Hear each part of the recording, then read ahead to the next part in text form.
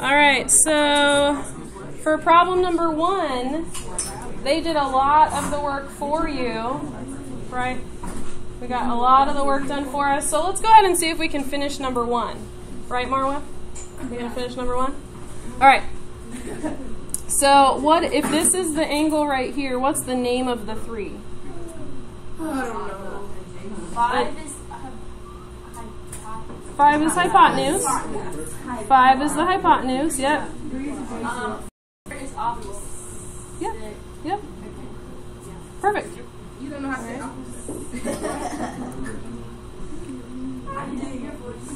All right, and we got SOHCAHTOA, right? Do you guys agree with this, that 4 over 5 is what sine should be? No. Yes. Yes, that's good. No, don't listen to Courtney. Do not follow Courtney. What about cosine? What do we think for cos? 3 over 5. 3 over 5? Do we agree with 3 over 5? Yeah. Adjacent over hypotenuse, okay. Tangent, 4 over 3, do we agree with that? Yeah. Okay. So what do we have to do to get the other 3? I'll switch. Yeah. Flip, flip, flip, right?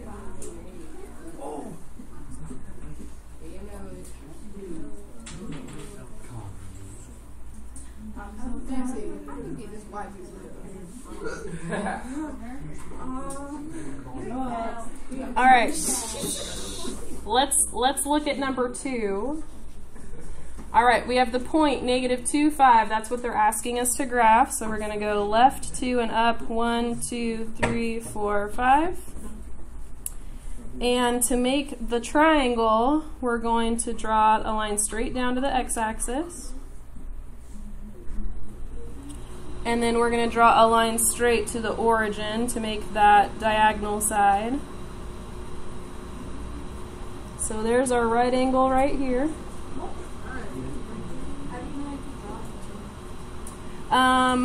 So here it says to the angle that's made with the origin. Basically, when we draw these, we're actually going to draw them the same every time. So we're going to go straight to the x-axis and then straight to the origin every time. The angle that is made with the origin is what you're going to label as theta. So this right here is our theta. That's your theta right there. I know it's super tiny. Is it always across from the right angle? It is always, yes. And it's always going to be right there at the middle. All right, so the reason that I'm having you guys draw these on a coordinate axis is because we are going to look at some ratios where we have negatives involved. All right, so this side went to the left too, so we're going to call that side -2 because it went to the left, and we typically associate left with negative numbers. And what should this side be labeled as? 5. And how are we going to find our hypotenuse? Pythagorean theorem, right? So 5 squared plus, yep, and you can type -2 squared, or you can just know that it's going to end up being positive and use a positive. That would be fine. So 5 squared plus -2 squared equals c squared.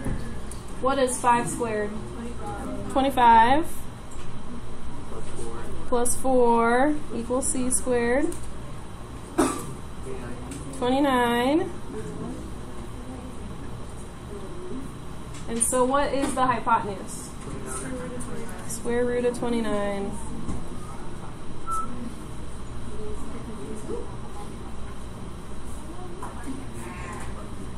Okay, I already said that was the hypotenuse, so I'm going to go ahead and label it hypotenuse. Yeah. You said for the 2, since it's negative, you said what did you say about? I said when you plug it into your calculator, you should put parentheses around it if you plug it in as a negative number. But we know that no matter what the number is, if you square it, it's always going to be positive. So I said if you wanted to just type in +2 squared, then you can do that because you'll get the right answer. But for the comes, you keep it. Yeah, but as far as labeling the picture, keep it negative in the picture. Okay. Yeah. When you're plugging it in up here, squaring a number that's negative will force it to be positive. And the key, Yeah. it don't matter like, if you pick, like, say your number, the 2 was 8. It don't matter which way you put it, just... So, but if you do put it in the calculator as a negative, it has to have parentheses. No, I'm talking about like you did a squared plus b squared equals c squared, but you put 5 for 8. Oh yeah, the 2 and the 5, you could say 5 squared plus negative 2 squared equals c squared, or you could say negative 2 squared plus 5 squared equals c squared. It doesn't matter which is which. Yeah.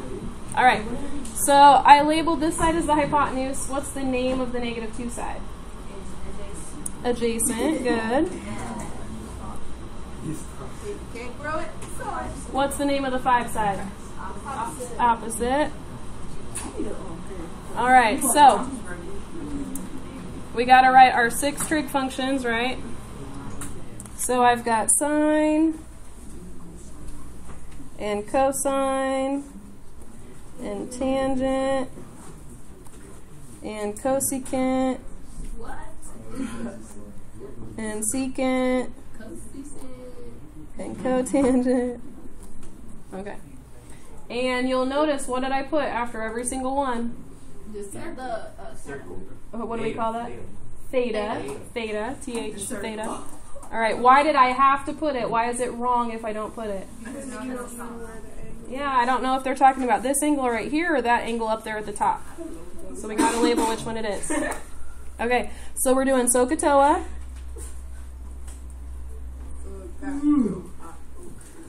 So sine, what should the 2 sides be for sine?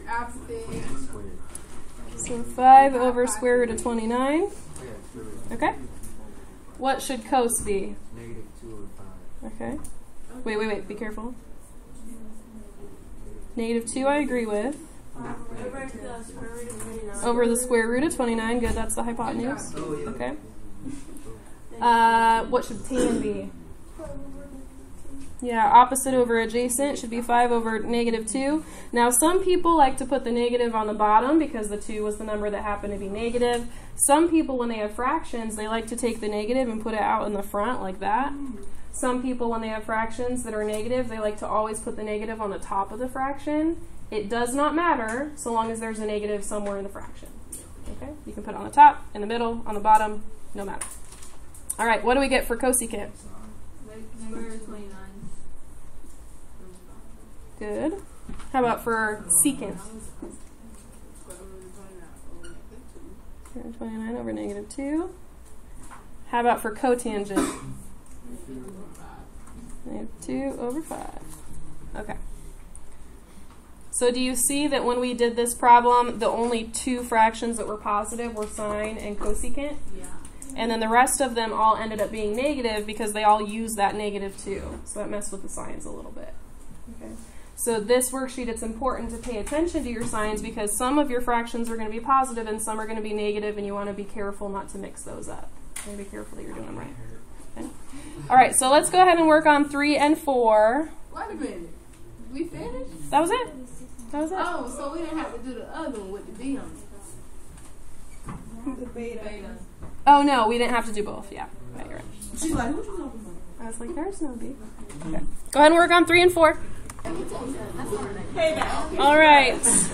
If you look at your packet, this page right here, is actually extra credit. Right? This one right here? Oh, Yeah, it's not a bad idea to do it, though. And notice, in the instructions, which ones does it ask you to find? just sine, cosine, and Yeah, just the original 3. Okay?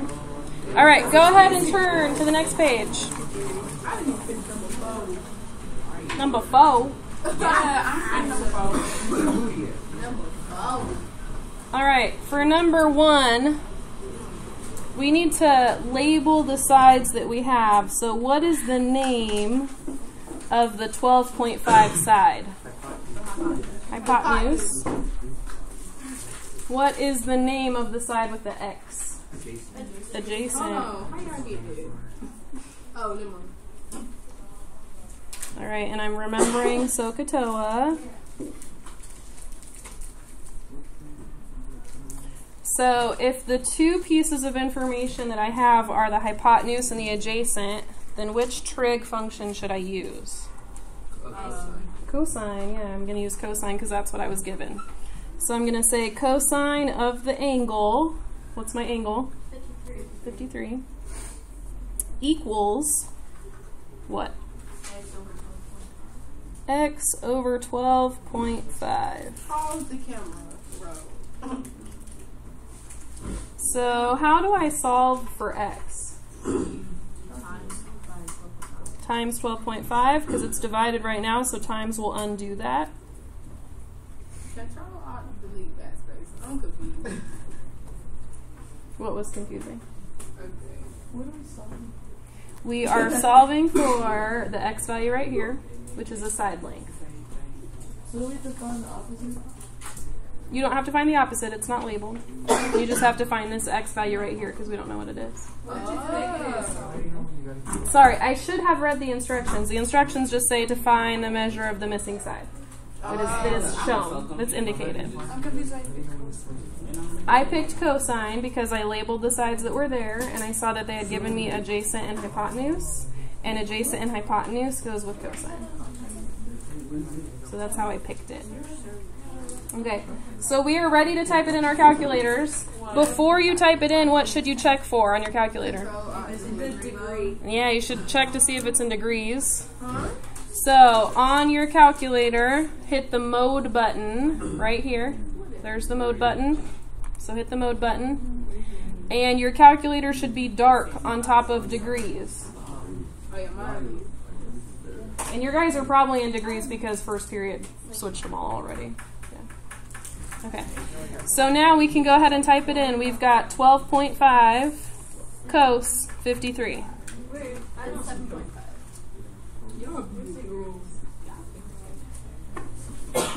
I got 7.5. 7.5. So I'm going to say that my exact answer is 12.5 cos 53. That's my exact answer. My rounded answer is 7.5 because they ask us to round to the nearest tenth. That's 1 decimal place. And what are the units on how long that side is? Miles. Miles, yeah, it's MI, miles. Miles.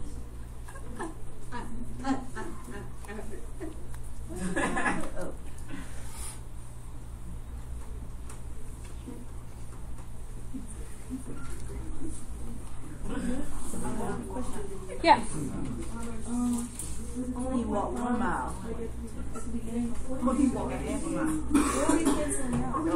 So this said x divided by 12.5. So I knew that if I multiplied by 12.5, it would cancel that out and leave the x all by itself, which is what I wanted. If we look at number 2, what are the names of the sides that we have?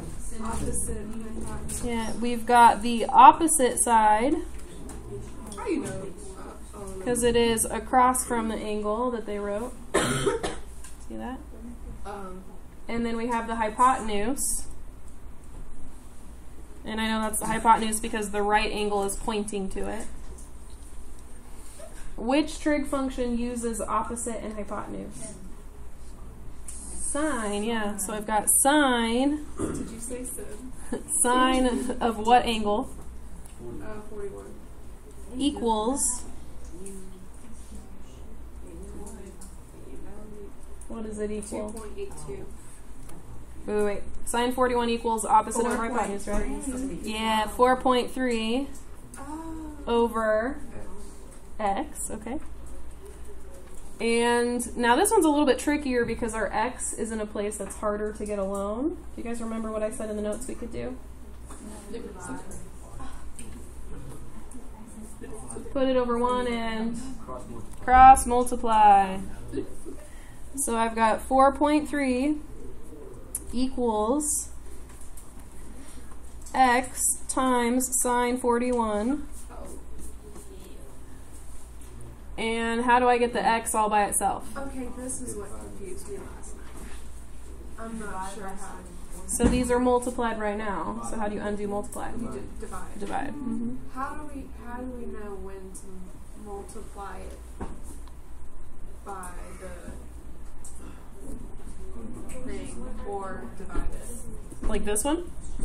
So this one, if you read it out loud, like if I was to say this equation out loud to start with, I would have said cos 53 equals x divided by 12.5. Right? So for me to undo the 12.5, I would just multiply by 12.5, and that would get the x alone. Over here, when I'm doing this one, I'm dividing by x. The x is on the bottom of the fraction, and an x that's on the bottom of a fraction is harder to get to. And since it's harder to get to, that's why I'm cross-multiplying. It makes it easier to get to. Now, if I read this out loud, I would say 4.3 equals x times sine 41, and so to undo times, I would divide. Okay. Yeah. Yes, ma'am. So when we put this in the calculator, 4.3 divided by? Yeah, you have two options. You can type it in like a fraction if you like to do that, sine 41, or you can type 4.3 divided by sine 41, and you get the same answer either way, so it just comes down to what you prefer. Right. What are the units for our side length? Centimeters. Centimeters. Why did I put 6.6 when my calculator says 6.5? Because you round up. I rounded. Yeah, the 5 is followed by a 5, and that tells me to round up. Okay. All right, so homework for tonight. There's no video. You should completely finish the first page. This page should get completely finished. This page right here needs to be, if you don't have a graphing calculator at home, then you could at least set up every single problem and just come in tomorrow and type it in. Get your decimals, okay? And then if you can try the back page, look at your notes and try the back page, then we can do the back page. And if not, I'll give you guys some time tomorrow during like the warm-up time for us to work on the back page and get that finished up. If you want for extra credit, I can't see that far. The one that we just did, I do want you to finish it. You might, so for example, if you don't have a calculator at home, you might have to stop right here and then tomorrow come in and type it and get your decimals. Okay? Yep. So for sure, finish this page and finish this page for sure. Okay?